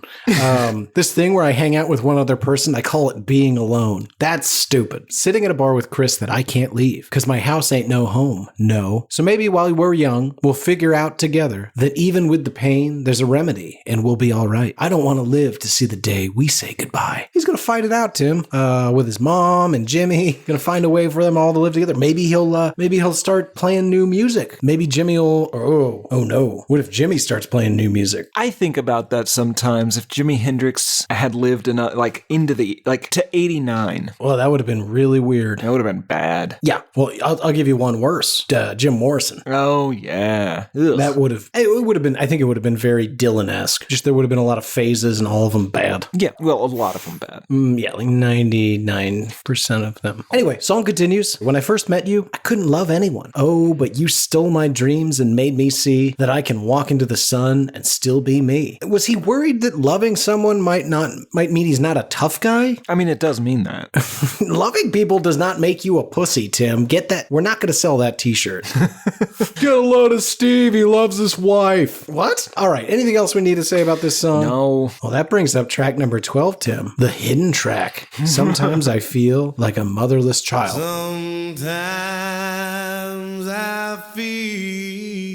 And I just want to state right now, I had no intention of talking about this, but Tim, you told me you have notes. So please, what would you like to say about track number 12? Sometimes I feel like a motherless child. I would like to start out by saying I think he does a really good job playing this. This sounds really good. The guy should drop this soft rock horseshit and just kind of do gospel music. Oh, I'm shocked by this. Okay. I completely agree. And far be it from me to tell a black man how this particular song should be used, but I feel like I'm going to. Listen, Garrett, this is a song that was allegedly originally penned by somebody after witnessing a slave woman lead her 7 children onto an auction block, and they would likely never see each other again, right? Yeah, it's pretty heavy. This is a song about centuries-long generational tragedy. It's about the personal suffering and the personal cost caused by the worst imaginable crime against humanity, right? This is a song that became one of the most famous, Negro spiritual songs. Yes. It was made famous first in the 1870s. Odetta does a great version. There's a Mahalia Jackson great version. Van Morrison does a version for some reason. But man, okay, get out of here with that. The point is, this is a great song. It has deep roots. It has historical meaning. And all of that is to say, it's a little tacky to have this as the hidden coda to an album that in large part deals with a single person's mom having died when he was 26. That's not what this song's about. That's not what this song's for. Okay, I'll say I agree with that. It does seem a little out of place. Okay. Granted, the album does touch at times on racism, or at least once on racism, maybe briefly. Twice. But this is kind of, to me, it feels like the equivalent of Gwen Stefani including audio of MLK speeches on that last song.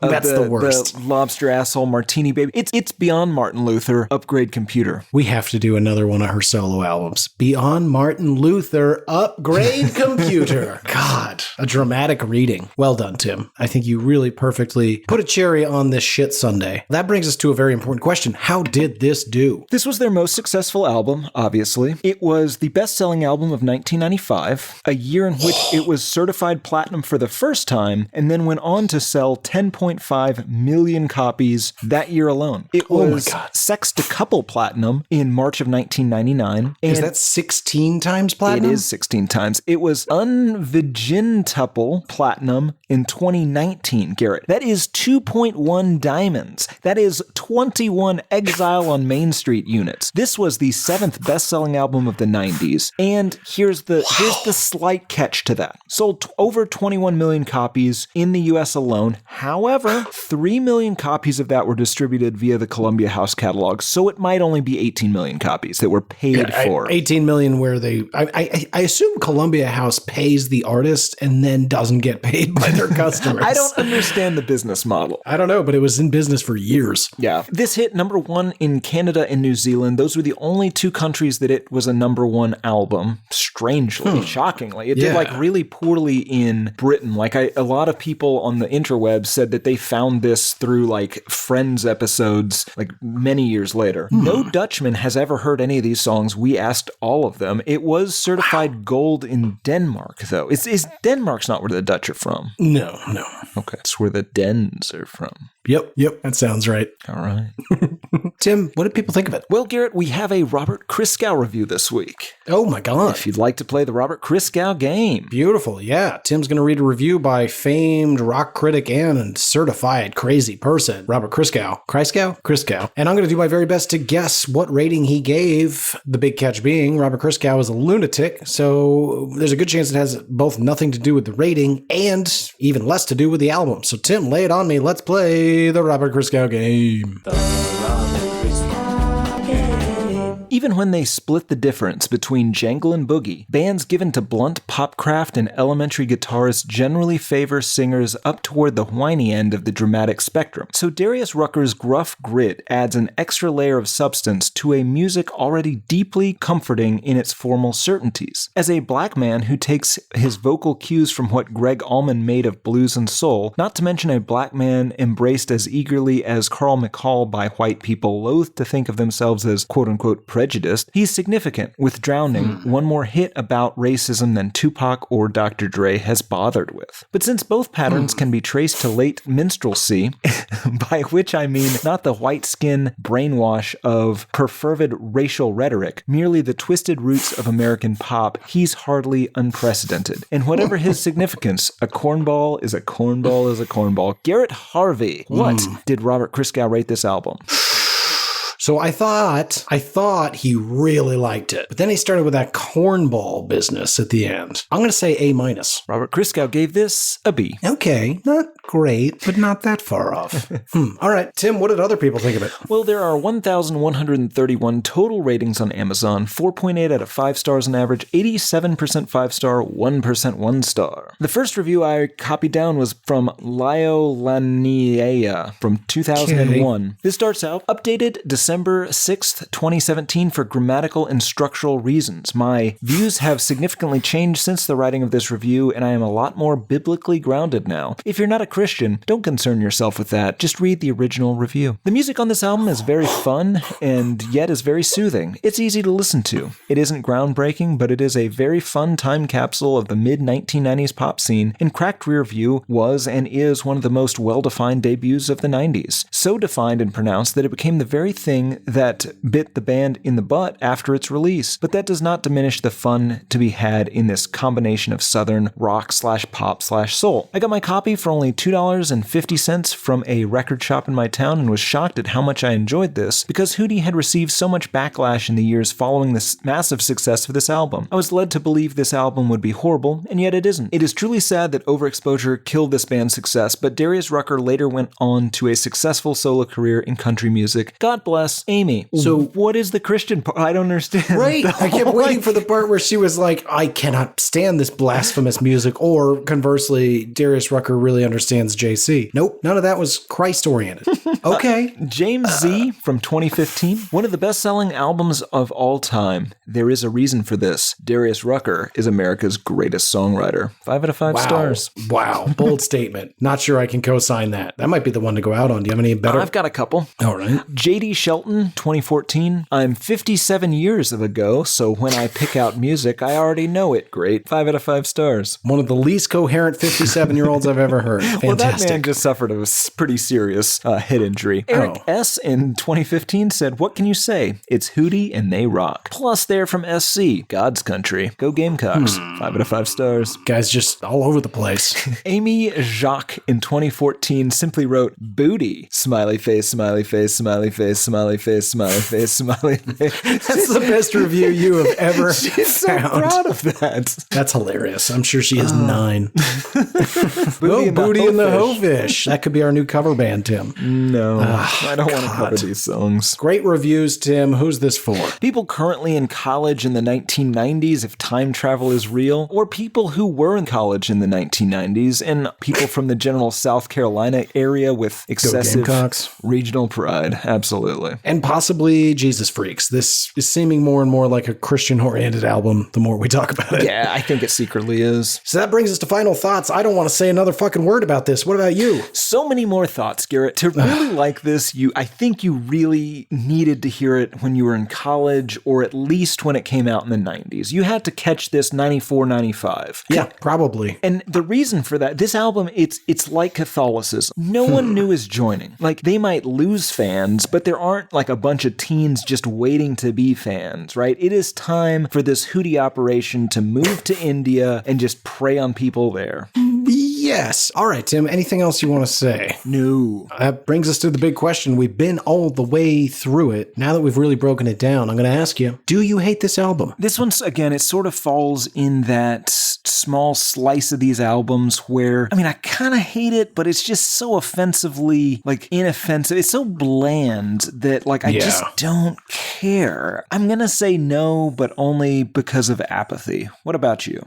Boy, you really kind of summed it up nicely. Let me begin by saying, no, I don't hate it. I am very curious. We have plenty of younger listeners, certainly younger than you. If you've never heard this or heard this like years after it came out, how does it hit you? Is it just whatever? I don't know. It's something my parents like. Or is there any value to this whatsoever out of the context of time? I can't imagine. hatePodMail@gmail.com. I want to know. But I can't hate it. They're good enough. We have listened to so much bad music, like legit bad. All right, Timmy, we did it. That's another one in the books. Shred it and burn it, Gino. If you can, folks, open that Apple Podcast app. Ideally, give us the 5 stars. If you're busy, you're done. Thanks. Really appreciate it. Made all the difference in the world. If you got more time, write a weird review. You can be insulting, creative, inside. We want to hear it all. And if it tickles our fancy, you're going to hear it here on the show. So please get out there and do that. That's the number one thing you can do. Aside from that, rate, review, subscribe, follow, whatever the fuck term it is, however you listen to this show. If there's a way for you in that app to say, I like this show, please do it. We don't ask for anything else, at least not currently. That may change someday. We have been getting a number of requests from new sponsors, which is somewhat unusual. I guess you guys are doing the things we're asking, so thank you. Anyway, you can reach out to us by going to hatepod.com and clicking on Contact Us in the upper left-hand corner. It does ask for an email. That's simply so we can reply. We're not going to bother you with anything. Or you can email us directly at hatepodmail@gmail.com. That also works. You can reach out to us on Instagram. That's hatepod. Twitter's album hatepod. I'm G Harvey Tweets on Twitter. If you want to talk to me about, well, anything, you can do that. You can also reach out. We've got subreddits. We've got a Discord server. Not sure how to join it, but if you tweet at us, we'll retweet it and somebody will tell you how to join it. We're on there. We answer stuff. Point is, there's plenty of ways to get a hold of us. I think that's about it for Why I Hate This Album. I have been one of your hosts, Garrett Harvey. I have been the other, Timothy Richardson, and on August 15th, 2014, Garrett Harvey said, "The days of wearing pants as a courtesy to you people are over." I don't remember that. Oh, I think you people in that case, if this helps at all, were your soon-to-be ex-professional colleagues. That does help. I do remember that. All right. Le Face, Shia LaBeouf.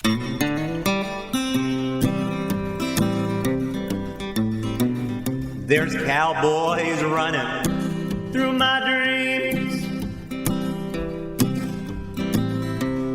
Nothing's quite the way it seems. I joined the Navy, got kicked out in a week. My facial features aren't distinct. Try to find some meaning in these songs. The genius is a genius, got it wrong. No, it's a lobster murder sex thing. It's the bleaching of the rear. A full assault on both your ears. The riffs are too repetitive. The lyrics make no sense.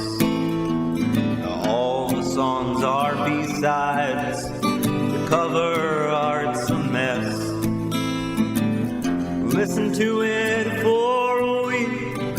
Now that week has passed. It's the Why I Hate This Album podcast with Tim and Gary.